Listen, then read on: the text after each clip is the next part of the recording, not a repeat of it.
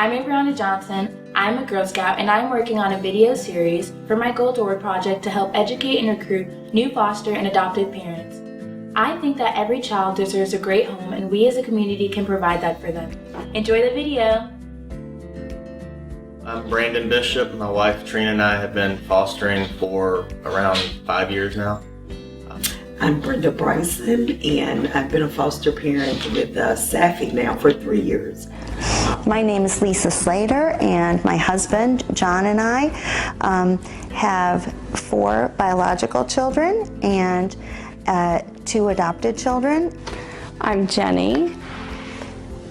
I'm Adrian. We are the Sadler family. This is David Sadler. I'm April Sadler. This is Zoe Sadler. And that is Chris Sadler. Hi, my name is Andrea Johnson, and this is my husband, Ray Johnson. Well, my name is Chelsea Thomason, and I am a local foster parent who takes in teenagers. So I'm Matt Couch. This is, and Sarah. Sarah Couch. Yep. And so we've been foster parents for how many years now? 3 years. 3 years. It feels like a lot longer and yet shorter too. I'm Brianna Johnson. And I'm Anya Johnson. We're sisters and our family has been fostering for 3.5 years.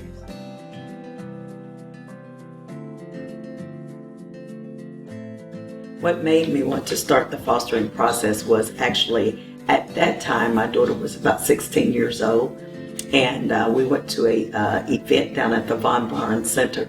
And so she ran into some fostering agencies, and she just kind of kept hammering me about it and saying that, we had some extra space in the house that was not being utilized. And so she said that we needed to provide a child with an opportunity to have a family. And started investigating adoption, and we hadn't really thought of fostering, but we went to I'm not even sure, information meeting, and fostering came up, and we thought, well, that actually is not that horrible. I mean, I always joke that I'm kind of lazy, and fostering brings the kids to you instead of you having to go find them, which is, And there was a need. They Yes. stated at that meeting that there was a great need in our area for foster parents. Mm-hmm. What made us want to start the adoption and foster care process was initially that we were looking to adopt. We already had biological children, but we had always had, my husband and I had always had a heart for adoption and felt like that was going to be in our life. As our children aged, we saw more and more people that we rubbed shoulders with that were involved in the foster care system. Some of them very successfully, some with difficulties, but I believe we got a real picture of what it would be like.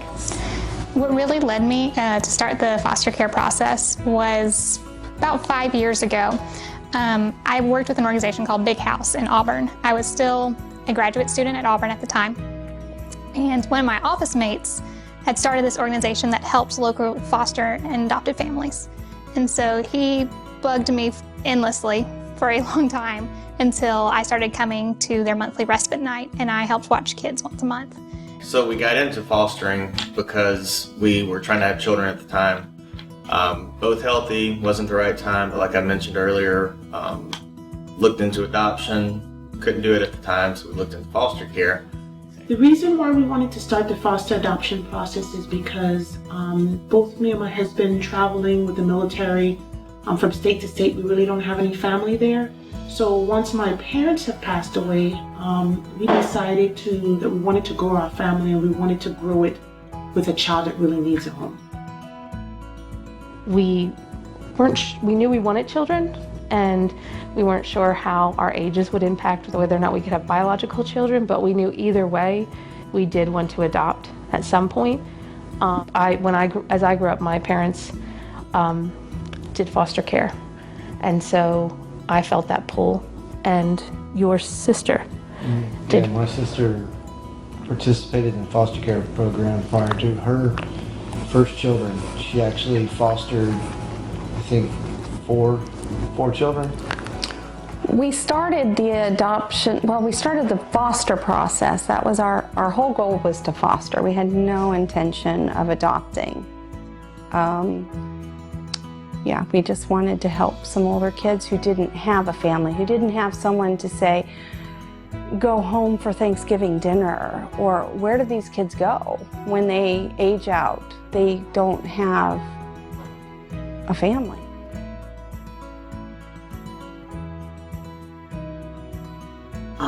How my family made the decision to accept a new child. We just trust that whoever God sends through the door, that we'll be able to help that child and they will be able to share with us. Of course, DHR will call and say, hey, we have a child, give us the age, whatever info they have. Usually where it works, I'll call my wife or she'll call me if she gets the call first, and we just kind of go off of our strengths, weaknesses, what we've dealt with before based on what they've given us. Okay, the decisions are always made on what to do for our whole family between my husband and I. But when we decided on adopting, we brought in the whole crew.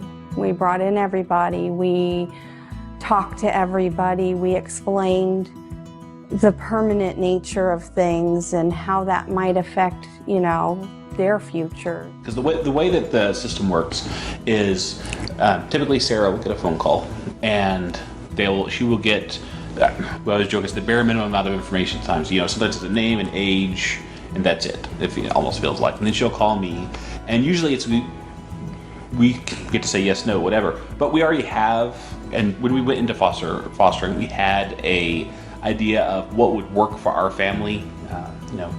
Our oldest right now is 10, so we said, okay, well, we don't want to go older than her because that can cause problems.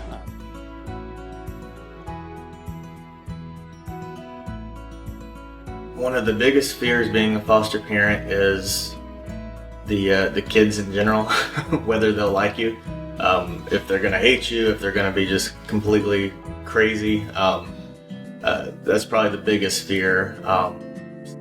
Kids coming into my home may disrupt the relationship I have with my kids. My kids may experience some things that I don't necessarily want them to experience. One of the biggest fears for me was the fact that I'm single. And so it's just me in the house, and I have teenage girls. And so if they didn't relate to me, then who are they going to relate to? So because we have biological kids, I think our biggest fear was the impact that whatever foster kids were, and the children who are in the foster system that are coming into our home would have on them. One of my biggest fears was probably the same as you've heard from many other foster parents. Our biggest fear was, what will we do?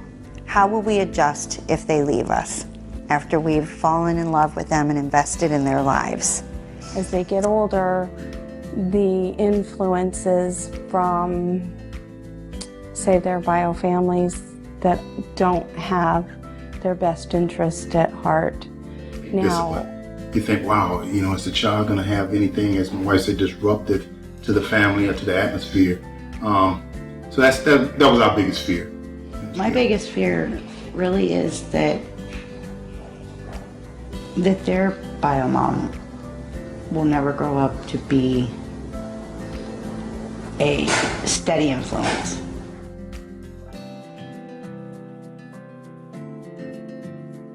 What are some things I do to make a child feel welcome in my home? When they come to my home, we give them a tour and I show them every inch of the house. And then also allow them to decorate their own room. They play a part in the decorating. That's their room. It's not a transition. It's not a temporary. This is their home. Right. As a family, even before we became a foster family, we celebrated moments very intentionally more than things. So a lot of times for birthdays, we do trips or big adventures rather than gifts and things like that. So there are already patterns that we had to our family that inherently create connections between. So when kids first come here, we show them around, and on the first day we give them like an option of what to eat, so they're like used to it kind of, and that's pretty much it. When we get a new child in our home, in order to make them feel welcome, we get as much information from the worker and family of birth as is possible. Sometimes it's very little, sometimes we can get quite a bit. And we want to recreate as much of that atmosphere as we can. If they have a favorite blanket or toy, if they have certain foods that are comfort foods for them, or things that they love, we try to do that, especially at the beginning, to help bridge the gap as they adjust to living in our home, which is cool. It's kind of funny. We normally go out for pizza the first night in care, to the point to where some other kids may think we're getting a new child or someone's leaving if we go out to pizza. One of the things that I like to do to make a child feel welcome is to find out what their favorite activity is, and that's what we do the first weekend. And so for one of mine, it's ice skating. She loves ice skating, so we went ice skating that first week, and it helped just kind of break that ice, no pun intended. She opened up after that. My sister-in-law and my brother-in-law also fostered, and they had like a stuffed animal nightlight thing they gave every one of their foster kids, which was great. We did not. And the reason being is because I felt it needed to be on an individual basis. Taking them to pick something special for their room that was something they want. We kind of joke around with them, play any games, show them our room, show them their room. If they need us, we tell them to come to us. And we generally go over house rules and expectations, but it's all fun and games the first day.